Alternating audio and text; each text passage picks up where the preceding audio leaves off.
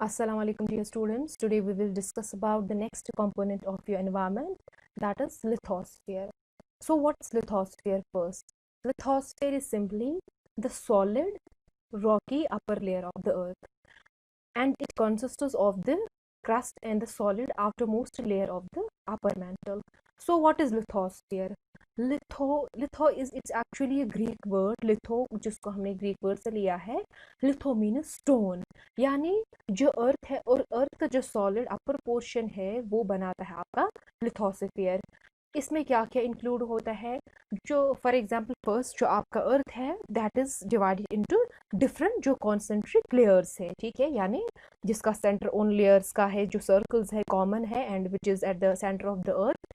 तो उसमें क्या है, जो डिफरेंट लेयर्स है, कौन है पहले different layer? First it is the outer most that is the crust, after that it is mantle and the inner most is the core. And जो इसको डिफरेंट पोर्शंस है अर्थ में वो क्या होते हैं? Some at some places it is in liquid state, at in some places it is in solid state. But what is litho? Litho means actually stone. So जो आपका हार्ड रिजिड पार्ट है upper layers का, that is your crust here, ठीक है. One is so जो आपका lithosphere कौन कौन सा पोर्शन है अर्थ का, that is the, don't get it confused with only just lithosphere means the crust only. It is the crust and upper part of the mantle, क्योंकि जो mantle का lower part है, ठीक है, जो mantle है उसमें फर्दर अंदर डिफरेंट लेयर्स है.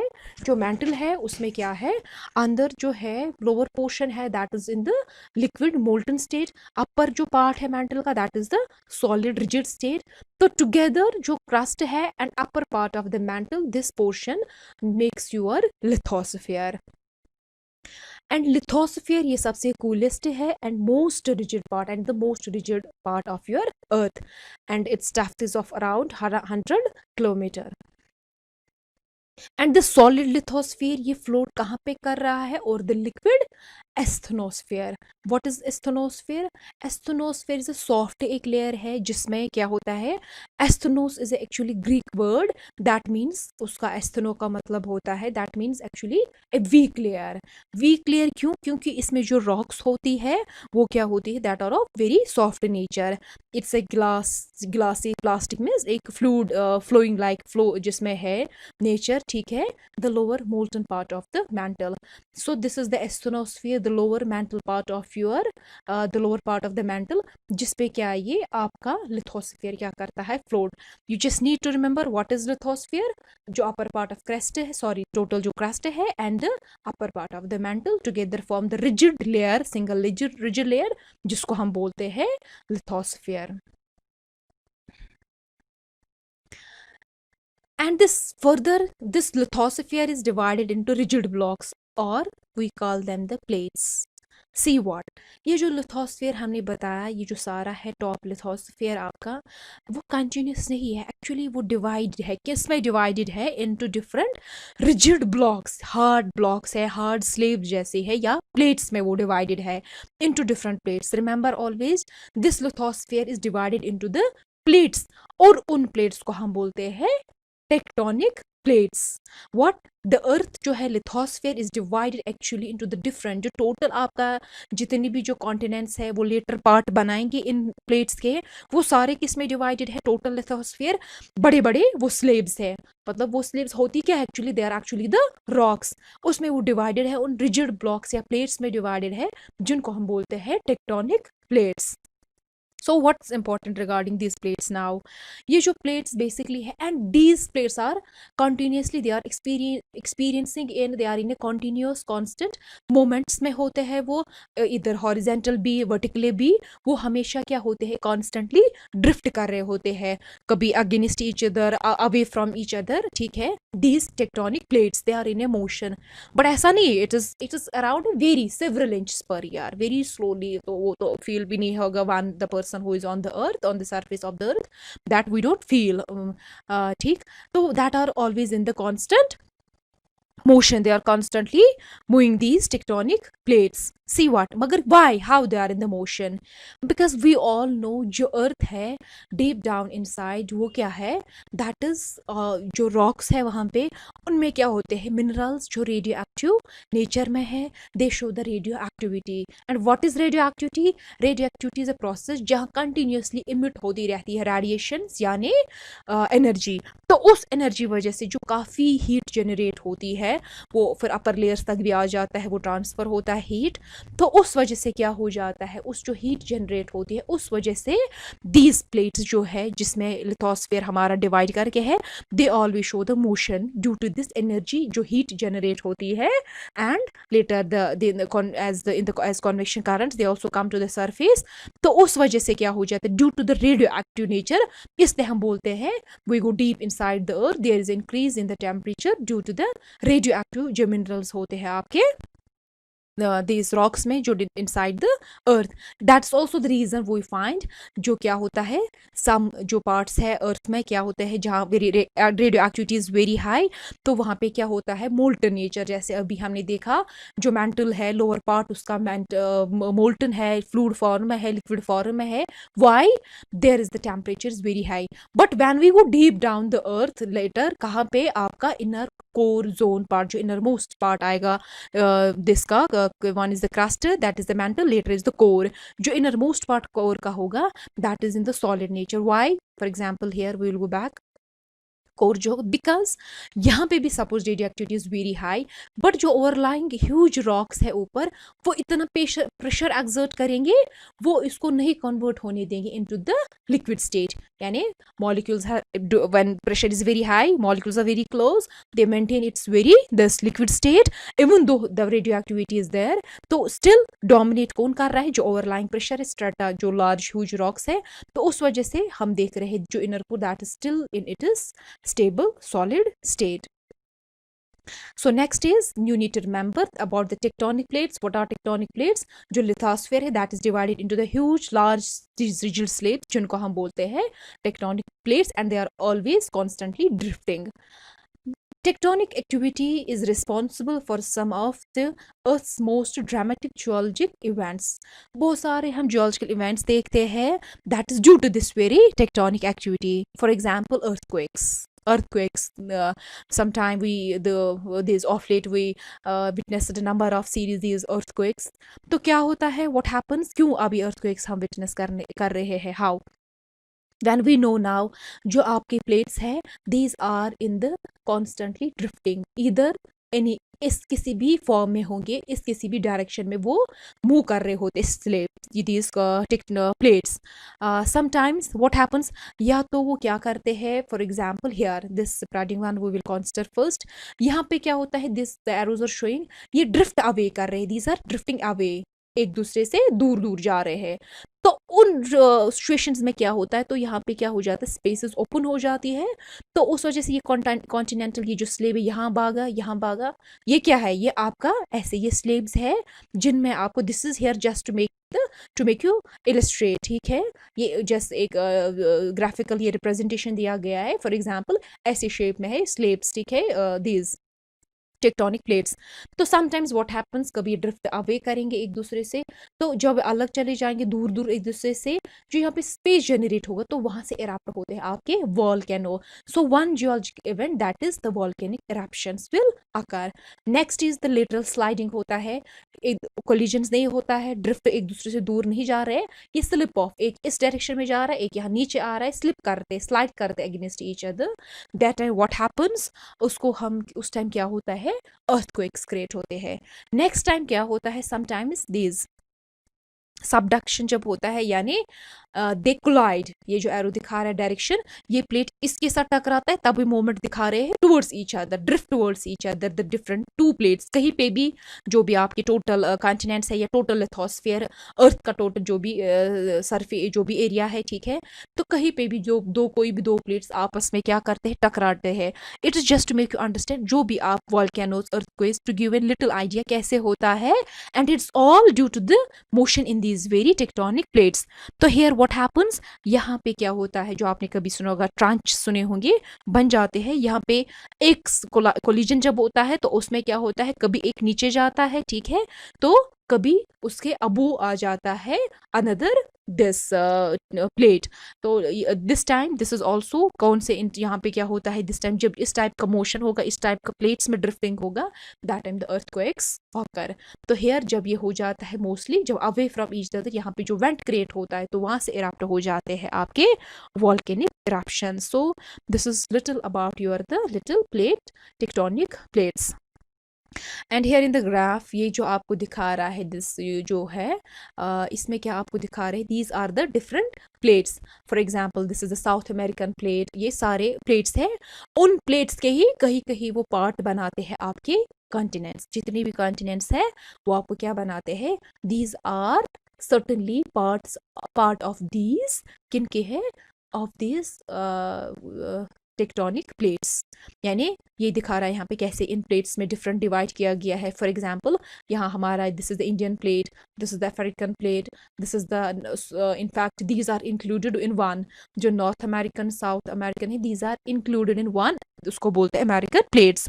These across the globe these are the different plates. इसमें सब में दिस इज कैसे आपका टोटल जो है ये डिवाइड किया गया है your lithosphere. So this is all about your the next component that is the lithosphere.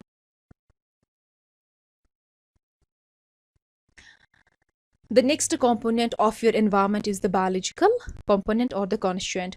What is biological? Biological is simply, we can also say this is the biotic. Bio means life. So this is the biological component of your environment जो include करेगा obviously the life, the living things, कौन कौन आपके plants है, animals है, जो भी include in every, जो भी आपके microbial populations, bacteria, fungi जो सारे हैं।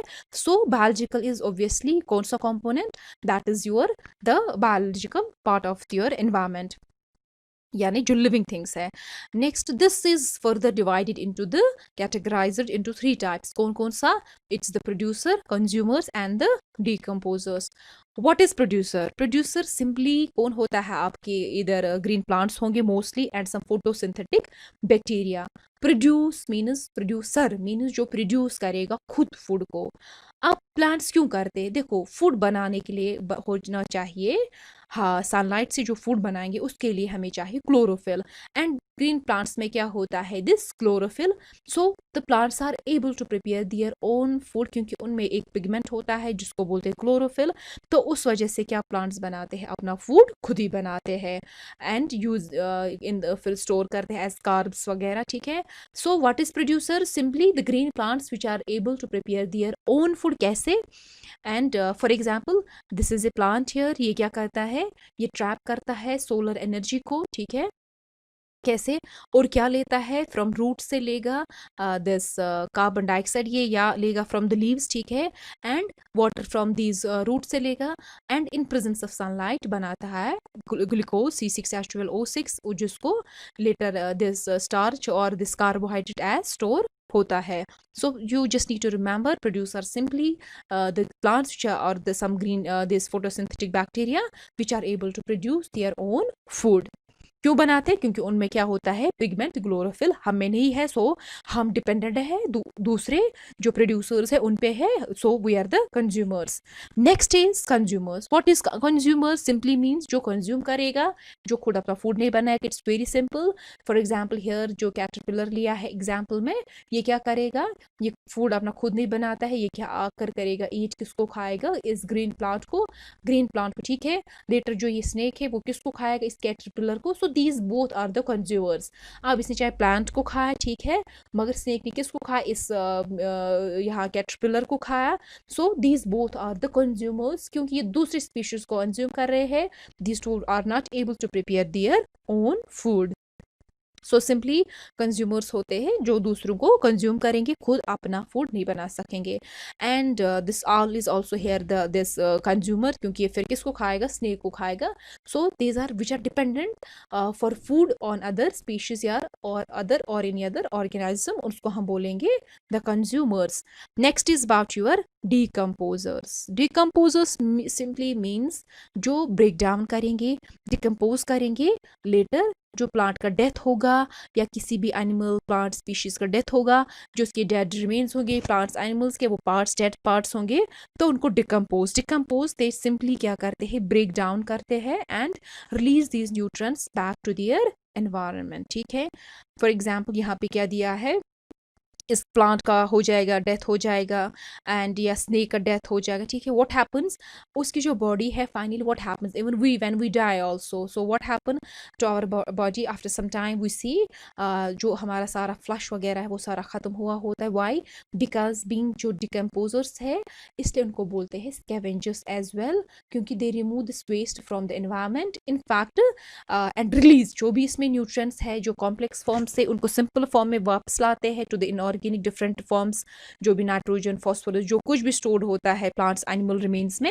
That is released back to your environment. ठीक है, अदरवाइज अगर ये माइक्रोबियल पॉपुलेशन नहीं होता है, this is also very important. ठीक है, so when we should we also have to go for this very decomposition, what happens, हमें जो भी रिच न्यूट्रिएंट्स है they are released back to the environment. इससे क्या होता है, तो उससे अदरवाइज ये न्यूट्रिएंट्स है ये कहाँ पे हो जाते, these would otherwise would remain locked up in these very species। तो ये ज़रूरी है क्योंकि वापस फिर से निकलेंगे, फिर से नए प्लांट्स आएंगे, उनको खाएंगे, फिर से दूसरे स्पीशीज खाएंगे। So it is necessary to carry this very cycle, and who brings about this decomposition and this very important scavenging act जो भी करता है by this very rich microbial population। so this is about biological में आता है your producers, consumers and decomposers। so this is about the biological component of the last from your this environment component is the social component। and what the social component is, हाँ yes, environment also includes the social component। और क्या है वो, that is simply a person social environment is their society। आपकी जो society है, आपका जो रहन सहन है, आपकी लिविंग स्टाइल है, लिविंग स्टैंडर्ड्स है, क्या सोसाइटी है, क्या कल्चर है, that all is your social component. और ये भी एनवायरनमेंट में इंक्लूड होता है बिकॉज एनवायरनमेंट में इंक्लूड्स एवरीथिंग जो आपको डेथ टू बर्थ इन्फ्लुएंस कर रहा है। Remember you are class 1, everything that have impact on you since your birth to the death। so certainly society also has a, and more often these times, ठीक है, बहुत impact आपको करता है। ठीक है, it includes your every relationship, क्या institutions है, social institutions है आपका, जो भी political institutions है, organizations है, आपका politics, everything आता है, आपका culture है, what you wear, how you wear, आपके festivals क्या है, everything have impact on you। physical structures even like आपका क्या environment है, ठीक है, you are from the urban zones, you are from the village zones, that also have an impact। ठीक है, आपको कितना neat environment मिल रहा है या जो structures build हो रहे हैं उसका क्या impact हो रहा है, that everything has an impact on you। certainly when the thing is impacting you, is having influence you, so certainly that is part of your environment as well। so simply the social component is your surrounding society। it includes every relationships, your the social institutions है या political जो organizations political institutions है, आपके cultures क्या है, ठीक, and your physical surroundings क्या है, जो products of the human activity, क्या टेक्नोलॉजी है। ठीक है, for example are cultures, we will have an example, if one for example is living in these very these in the forest zones, तो उनका जो है लाइफ है, लिविंग स्टाइल है, दैट इज कम्प्लीटली इंटरवोवन और ओरिएंटेड अराउंड द फॉरेस्टर्स। ठीक है, या हम एग्जाम्पल देखेंगे लिविंग जो अर्बन में कितना डिफरेंस आता है, तो certainly that all has an impact in the growth. अगर हम फिर पोल्यूटेंट कॉन्सेंट्रेशन देखेंगे अर्बन जोन्स में भी आएगा, but that is your the physical environment. But जो सोसाइटी है कल्चरली है, जो भी रिलेशनशिप्स है, कैसा लिविंग स्टाइल है, किन चीज़ों पे आप डिपेंड है, कैसे अर्निंग कर रहे हैं, कैसे लिविंग कर रहे हैं, that all is having impact on you. तो society is having also a strong impact. और तो obviously these are really interrelated. How, for example किसका कितना लिविंग स्टैंडर्ड है, कौन कितने रिसोर्सेज यूटिलाइज कर रहा है, कौन सोसाइटी में किस कंपटीशन में कितना इन्वॉल्व है, सराउंडिंग कितना इम्पैक्ट कर रहा है, फॉर एग्जाम्पल, तो उसका फुटप्रिंट भी वैसा ही होगा। some are so called that in a competition so more, ठीक है, नहीं जी, I wanted this, I want that kind of the luxuries, या some are some कुछ तो basic needs है, more than the basic needs sometimes we need, but oftenly we are very much exploiting our resources in the so called very competition। like so these two are very interrelated, and but you just need to remember what is your जो भी आपका culture relationships है and जो भी आपका surrounding society है, that is simply the social component of your environment. So this is all about the this was up to now all this all was about your the components of the environment.